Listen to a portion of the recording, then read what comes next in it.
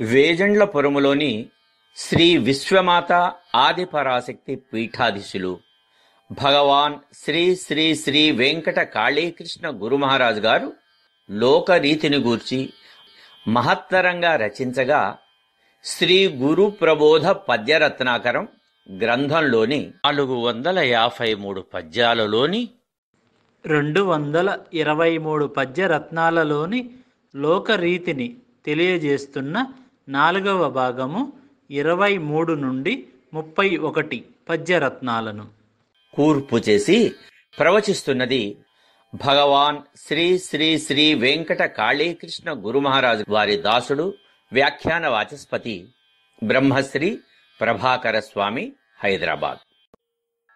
కామ్య గుణముల వలన కలహాలు పుట్టంగా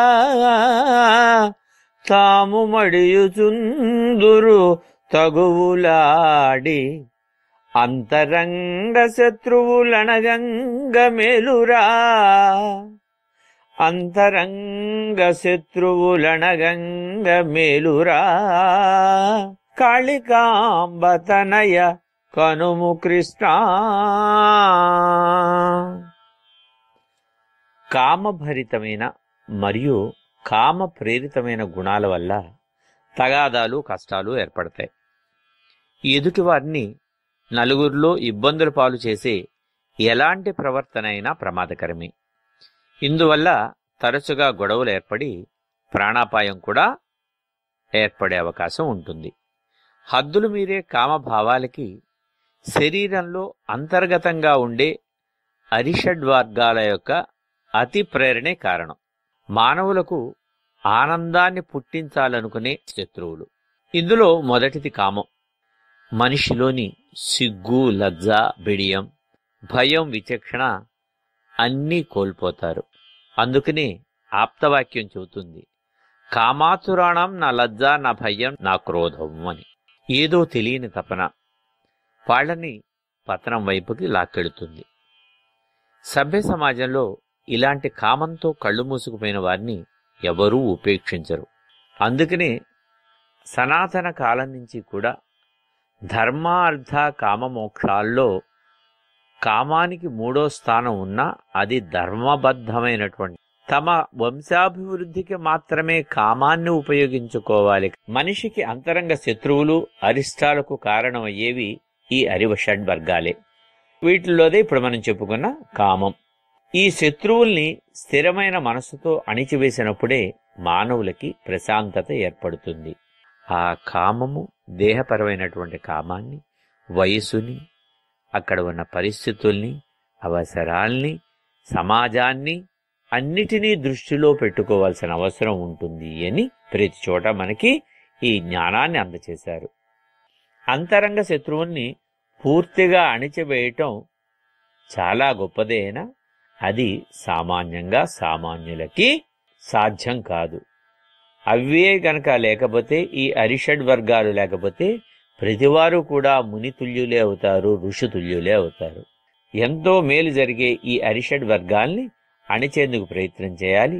అందుకు తగిన సాధన చెయ్యాలి అంటూ పై పద్యంలో భగవాన్ శ్రీ శ్రీ శ్రీ వెంకట కాళీకృష్ణ గురుమహారాజు వారు తెలియచేస్తున్నారు. కష్టజీవి శ్రమను కాజేయు వారికి పాపమెల్ల పెరుగు పర్వతమై. కష్టజీవి శ్రమను కాజేయు వారికి పాపమెల్ల పెరుగు పర్వతమై. శ్రమ విలువను తెలియ స్వార్థము తొలగురా. శ్రమ విలువను తెలియ స్వార్థము తొలగురా. కాళికాంబ తనయ కనుము కృష్ణ.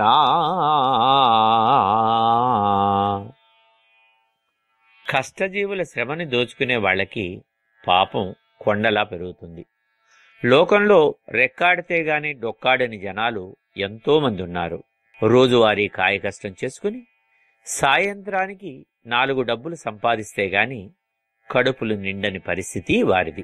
అలాంటి స్థితిలో ఎంతో దుర్భరంగా ఉంటుందో అనుభవించే వారికే తెలుస్తుంది. మరి ఆ స్థితిలో తిండి తినటానికే స్తోమత చాలనప్పుడు వారు చదువుకునే అవకాశం, లోకజ్ఞానం తెలుసుకునే వీలు చాలా తక్కువగా ఉంటుంది. ఏ ప్రభుత అయినా, ఏ ఆధిపత్యమైనా ఇటువంటి వారికి కూడా సమాన అవకాశాలు కల్పించాలి అని తమదైన పద్ధతిలో, తమదైన ప్రణాళికలతో ముందుకు వెళుతూ ఉంటుంది. ఈ విషయాల మధ్యలో దళారీలు డబ్బు చేసుకోవడానికి చూస్తూ ఉంటారు. ఎలాగంటే, యజమాని పనిచేసిన వాళ్ళకి 100 రూపాయలు కూలి కింద లెక్క కట్టిస్తే మధ్య గుమాస్తాలు కానీ, దళారీలు కానీ యజమాని ఇచ్చిన సొమ్ములో కొంత కాజేసి మిగిలింది మాత్రమే కూలీలకు చెల్లించి మొత్తం చెల్లించినట్లు వేలిముద్ర తీసుకుంటారు.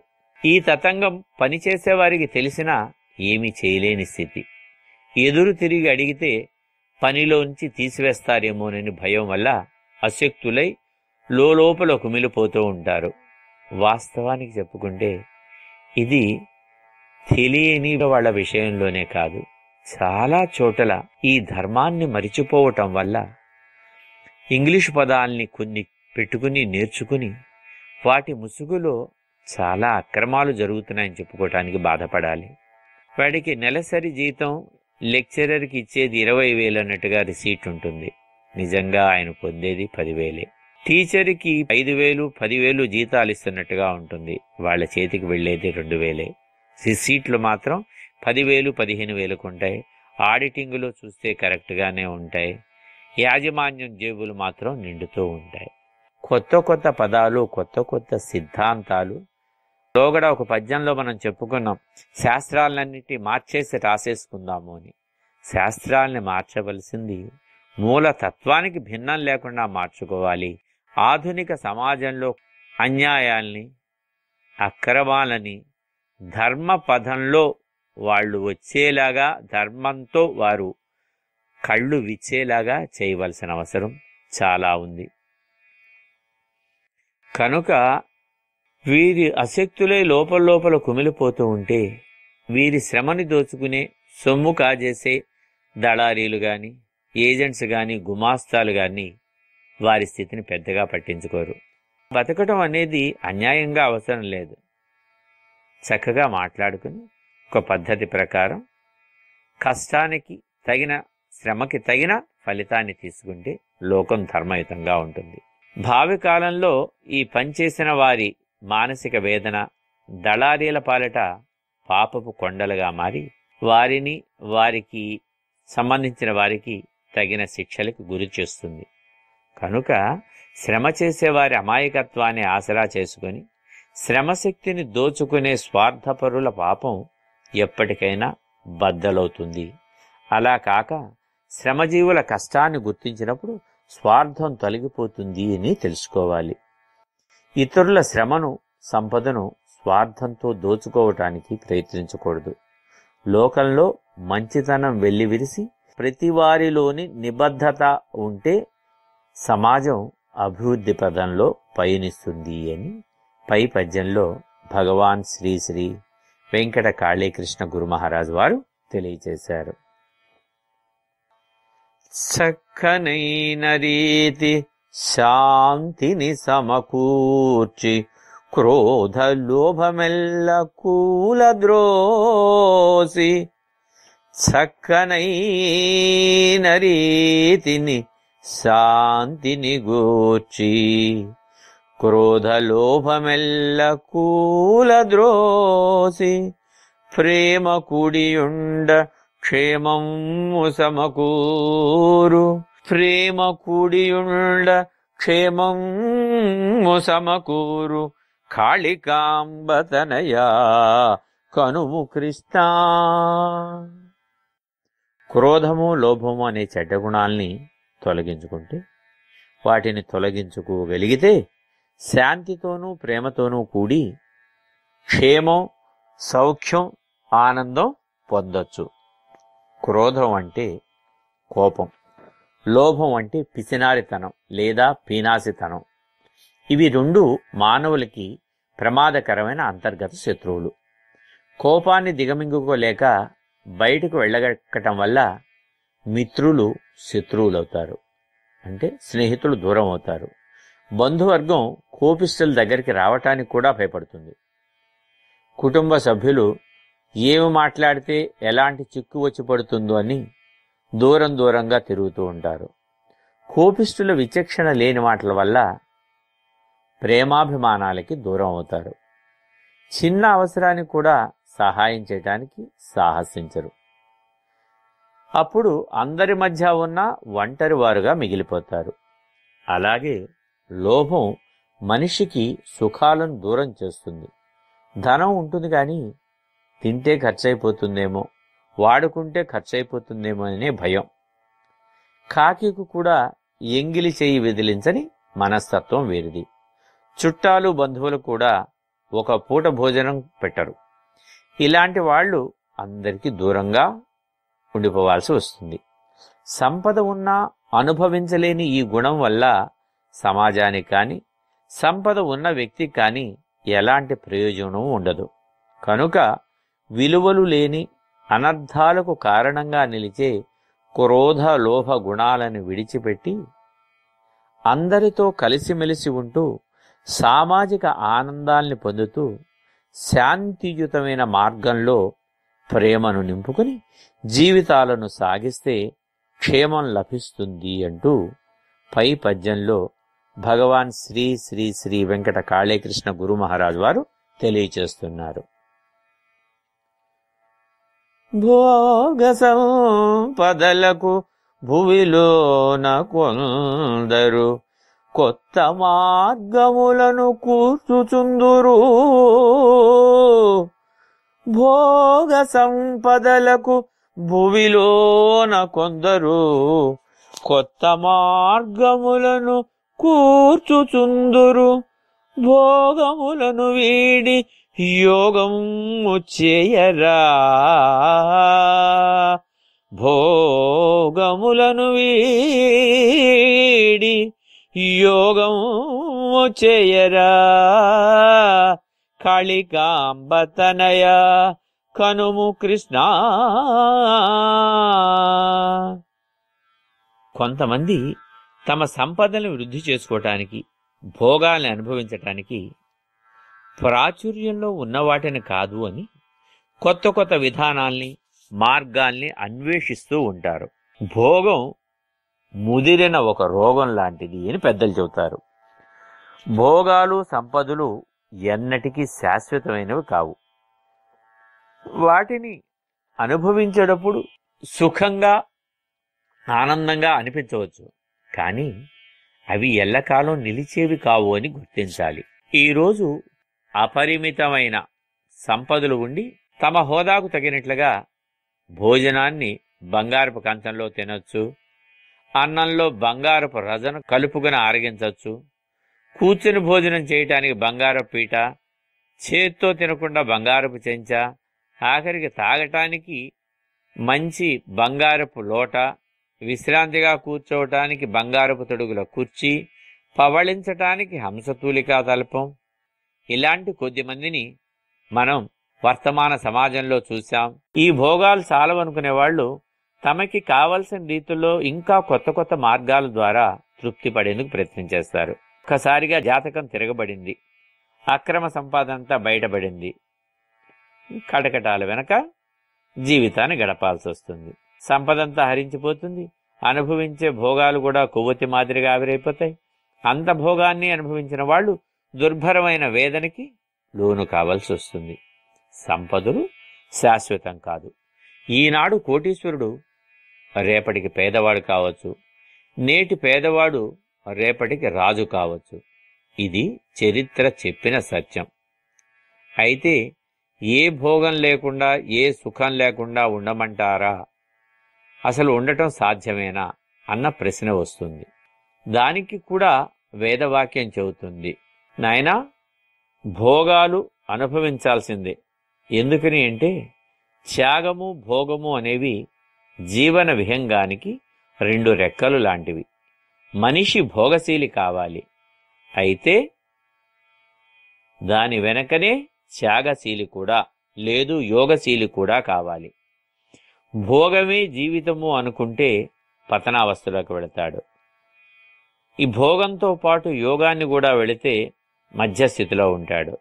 నెమ్మదిగా ఈ భోగాన్ని భోగలాలసత్వాన్ని దాటుకుని త్యాగశీలత్వంలోకి యోగశీలత్వంలోకి వస్తే యోగి అవుతాడు, ముని అవుతాడు, మహర్షి అవుతాడు.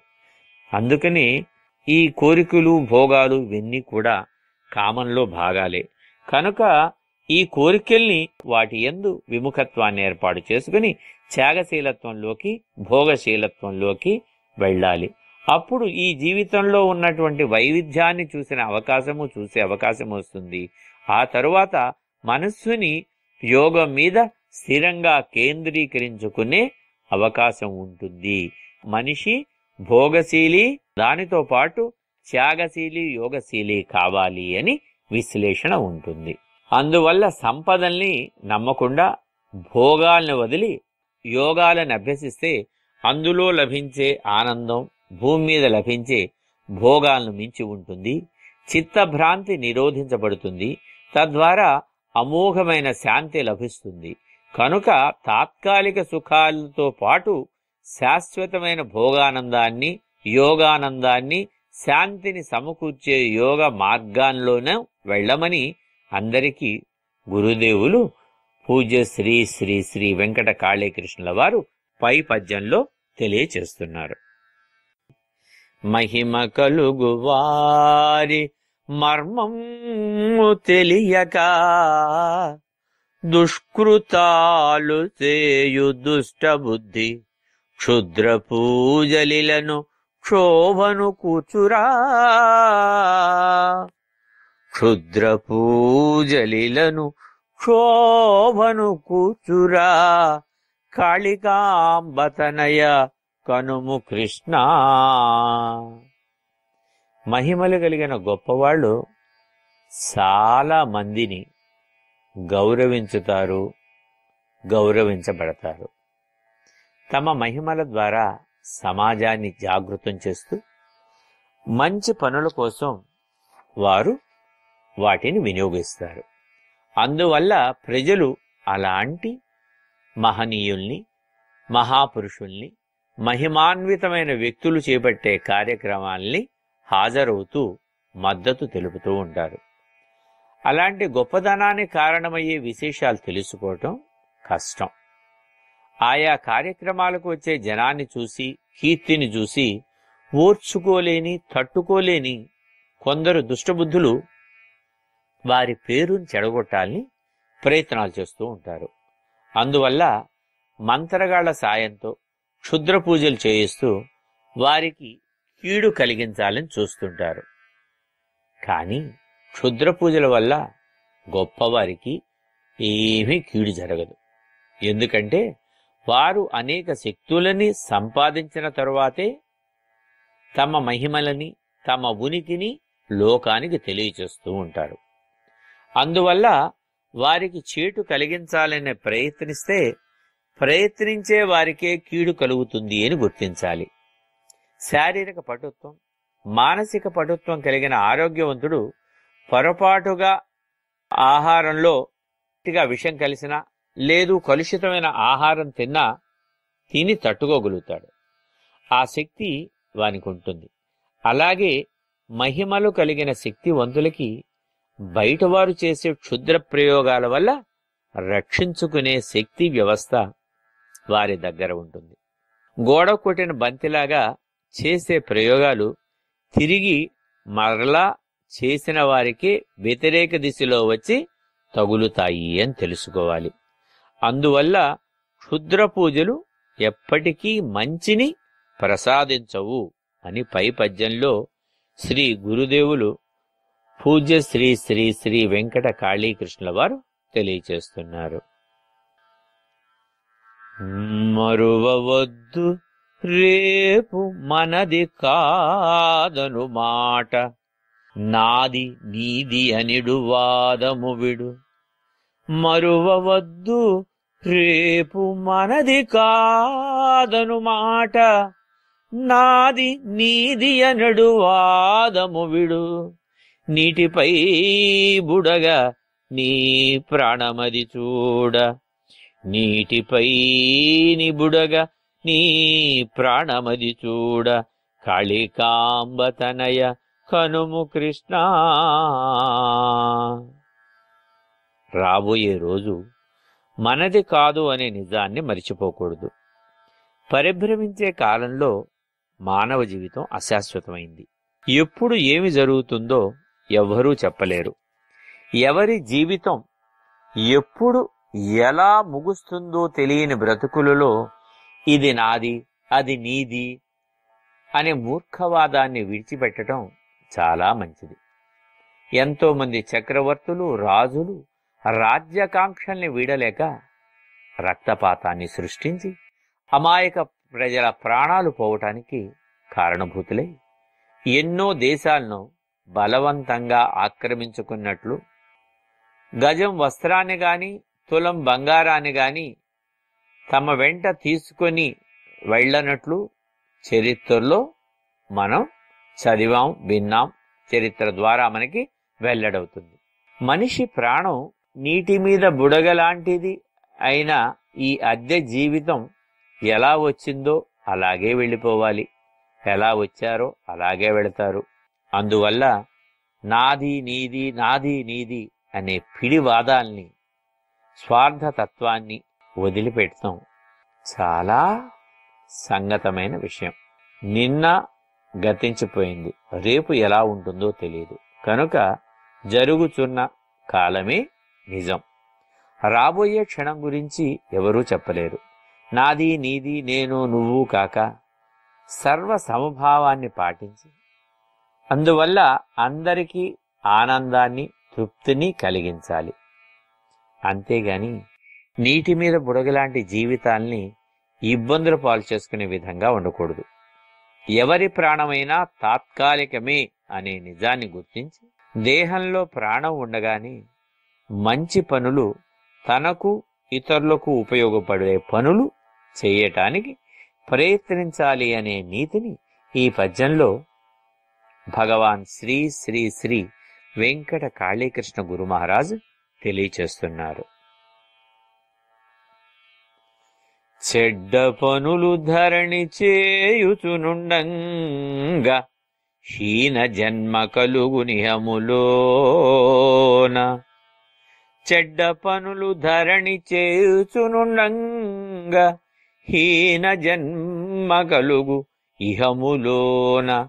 సాధు జన్మ కలుగు సత్కార్య కారణాన. సాధు జన్మ కలుగు సత్కార్య కారణాన. కాళికాంబ తనయ కనుము కృష్ణ. లోకంలో బ్రతికినంతకాలం చెడ్డ పనులు చేయటం వల్ల మరుసటి జన్మలో హీన ప్రాణుల వలె జన్మించవలసి వస్తుంది. మంచి పనులు చేస్తే మంచి ప్రాణిగా జన్మించే అదృష్టం కలుగుతుంది. దేవుడు గొప్ప దయామయుడు. చెడు పనులు చేయటం వల్ల హీనమైన జన్మ, మంచి పనులు చేయటం వల్ల మంచి జన్మ లభించటం అనేది కర్మసూత్రంపై ఆధారపడి పనిచేస్తూ ఉంటుంది. మనసుల్లో చెడు తలుపులు ఉన్నట్లయితే మరు జన్మలో కూడా దానికి తగ్గట్టుగానే జన్మ ఉంటుందని, ఇందులో దేవుడు తప్పు గాని లేదు, ప్రమేయం గాని లేదు అని మనం చెప్పుకోవచ్చు. కోరుకున్న విధంగానే జన్మ వస్తుంది. కాకపోతే కష్టాలను అనుభవించటంలోని బాధ, సుఖాలను అనుభవించటంలోని ఆనందం తెలుసుకుని జీవితం సాగిస్తే జన్మ జన్మలకు ఆనందం కలుగుతుంది. ఇదే జీవితంలోని రహస్యం. ఈ జన్మలో చేసే పనులను బట్టి తర్వాతి జన్మలు ప్రాప్తిస్తాయి అనేది ఒక విశ్వాసం కావచ్చు. నిజం చూస్తే కూడా మంచి పనులు చేసేవారిని అందరూ ఆదరిస్తారు, చెడు పనులు చేసేవారిని హీనంగా చూస్తారు. వచ్చే జన్మలు ఎలా ఉన్నా మన కళ్ళ ముందు ఇవే చూస్తున్నాం కదా. అంటే ఎవరికీ కీడు కలిగించకుండా సంస్కారవంతమైన జీవితం గడపాలి. అప్పుడు ప్రస్తుత జన్మ బాగుంటుంది, రాబోయే జన్మల్లో కూడా మంచి ఆలోచనతో, మంచి నడవడితో సత్పురుషులుగా పుడతారు. అందువల్ల మంచి పనులు చేయటానికి ప్రయత్నించాలి అని గురుదేవులు భగవాన్ శ్రీ శ్రీ శ్రీ వెంకట కాళీకృష్ణుల వారు ఈ పద్యంలో తెలియజేశారు. సాగరం వంటి సంసారమును దాట భక్తి నావ సిద్ధపరుపవలయు. సాగరము వంటి సంసారమును దాట భక్తి నావ సిద్ధపరుపవలయు. భక్తి లేకయున్న భవ సౌఖ్యమేదిరా. భక్తి లేకయున్న భవ సౌఖ్యమేదిరా. కాళికాంబతనయ కనుము కృష్ణ. కాళికాంబతనయ కనుము కృష్ణ. సంసారం అనే సాగరాన్ని దాటటానికి భక్తి అనే నావని సిద్ధం చేసుకోవాలి. సంసారాన్ని సాగరంతో పోల్చటం సబబే. ఎందుకంటే సాగరానికి ఈవలి ఒడ్డు పుట్టుక అయితే ఆవలి ఒడ్డు మరణం. పుట్టిన ప్రతివారు సాగరాన్ని దాటుకుంటూ ఆవలి ఒడ్డుకు చేరవలసిందే, అంటే మరణాన్ని పొందవలసిందే. ఈ మధ్యలో ఉన్న జీవితాన్ని ఎవరి బుద్ధి కుశలతను బట్టి వారు సాగిస్తూ ఉంటారు.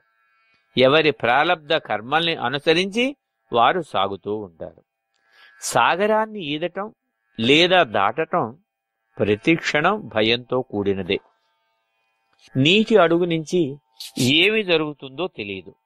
భయంకరమైన మొసళ్ళు, తిమింగలాల వంటి ప్రాణులు, మన ప్రాణాల్ని హరించే జలచరాలు ఎప్పుడూ కారాడుతూ ఉంటాయి. వాటిని తప్పించుకుంటూ దాటుకుంటూ వెళ్ళటం ప్రాణాంతకమైన ప్రయాసే. కనుక వీటి బారిన పడకుండా సాగరాన్ని దాటాలి అంటే నావ అవసరం ఉంటుంది. అప్పుడు నావ క్రిందుగా భయంకర జలచరాలు తిరుగుతూ ఉన్నా నావలో ఉన్నవాడిని అవి తాకలేవు, ఏమీ చేయలేవు. అదేవిధంగా మానవ జీవితం అనే సాగరంలో సమస్యలు అనే సుడిగుండాలు, బాధలు అనే జలచరాల బారిన పడకుండా హాయిగా ముందుకు సాగాలి అంటే భక్తి అనే నావని సిద్ధం చేసుకోవాలి. అందువల్ల సాంసారికమైన బాధలు మొదలైనవి వస్తూ పోతూ ఉంటాయి, కానీ వారిని ఏమీ బాధించలేవు. భక్తిని పెంపొందించుకుంటే ఎంతో ప్రశాంతత లభిస్తుంది. సుఖదుఖాలకు దూరంగా ఉండటం వల్ల బ్రతుకు నిశ్చలంగా, నిశ్చింతగా, ఒడిదుడుకులు లేకుండా ఆనందంగా సాగుతుంది. భక్తి లేని జీవితంలో సుఖము, శాంతి ఉండవు. జీవిత మధురిమల్ని కోల్పోతాం. అందుకే సౌఖ్యం కోసం భక్తితో మెలగాలి, పరసౌఖ్యం కోసం కూడా భక్తితోనే ఉండాలి. ఆ రక్తిని, ముక్తిని పొందేలా యుక్తిగా అనుభవించాలి అన్నా కూడా భక్తితోనే ఉండాలి. అందుకని ఏది చేసినా భక్తి అనేటటువంటి 2 అక్షరాలు వదిలిపెట్టవద్దు అని మహనీయులు చెబుతారు.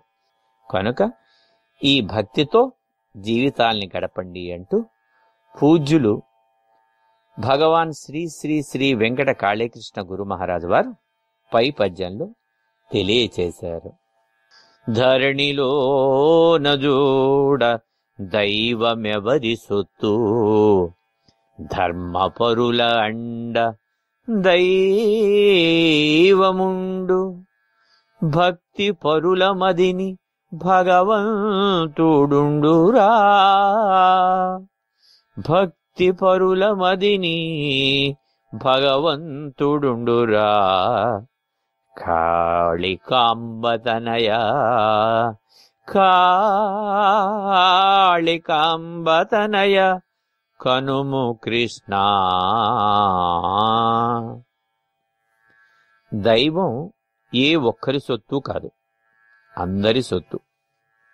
ధర్మ మార్గంలో నడిచేవారికి దైవం వెన్నంటి అండగా ఉంటాడు. భగవంతుడు సర్వాంతర్యామి. అన్ని లోకాలలోనూ అన్ని కాలాలలోనూ అణువణువులోనూ నిండి ఉన్నాడు.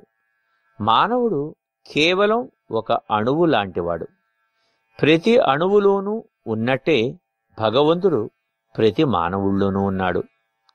అందరిలోనూ అన్ని ప్రాణుల్లోనూ సమంగా వ్యాపించి ఉన్నాడు. సొత్తు అంటే పంపకాలకు వీలయ్యే భౌతికమైన పదార్థం. కాని భగవంతుడు నిర్గుణుడు, నిరాకారుడు. అయితే ఈ నిర్గుణ నిరాకారమైనటువంటి తత్వమే వారి సంకల్పానికి అనుగుణ్యంగా సగుణ సాకారంలో వస్తూ ఉంటుంది.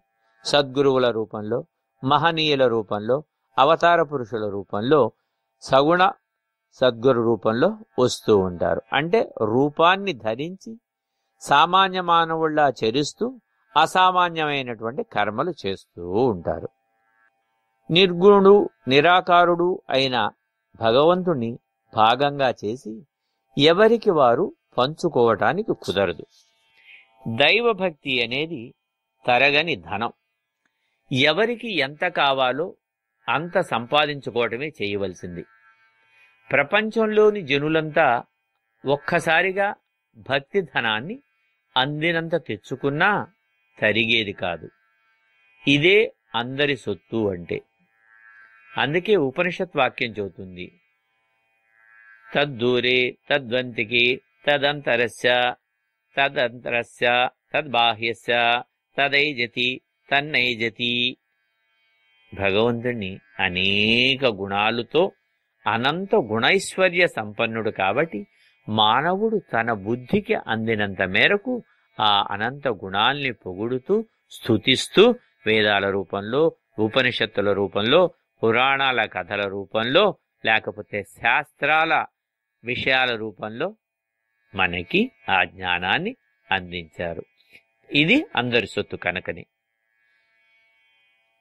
అందువల్ల అందరిలో వ్యాపించి ప్రతి ప్రాణిలోనూ తరతమ భేదం లేకుండా తన ఉనికిని ఏదో రూపంలో తెలియచేస్తూ ఉంటాడు.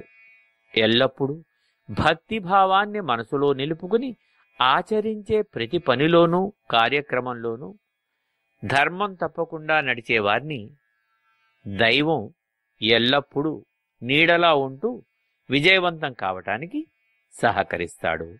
తన ఆశీస్సులను అందిస్తారు. అనగా భక్తులకు, సత్పురుషులకు, తనను నమ్మిన వారికి రక్షణగా ఉంటారు. ధర్మ మార్గాన్ని వీడితే దండిస్తాడు, మరల క్రమశిక్షణతో ఉంచుతాడు.